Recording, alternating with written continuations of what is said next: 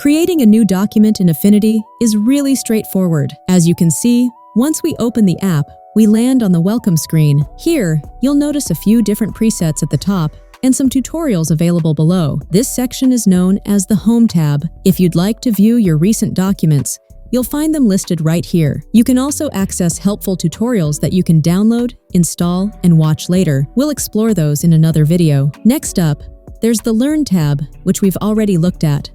Then comes My Templates, where you can save your custom Affinity templates for future use. I'll make a separate video explaining this part in more detail. Lastly, there's Favorites, where you can mark and quickly access items you use frequently. Now, to open an existing file, you can click the folder icon, but for this tutorial, let's create a brand new document. Click the big green plus button, and you'll see plenty of preset options. As we scroll through, we have options for CMYK, photo, canvases, video, devices, and more. You can even create your own preset on the right-hand side.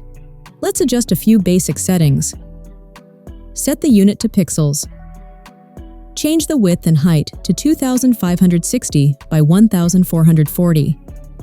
Keep the resolution at 72 dpi. Choose the color format as RGB. You can also decide whether to have a transparent background. This works like Photoshop, where you can toggle transparency, unlike Illustrator, which usually starts with a solid color. I'll keep the transparency off for now. Next, turn on artboards, which are very useful for working with multiple layouts in one file. Under image placement, you can either link to the original image file or embed it directly into the document. Linking keeps the file size smaller, but embedding makes it easier to manage. We'll keep it embedded for now.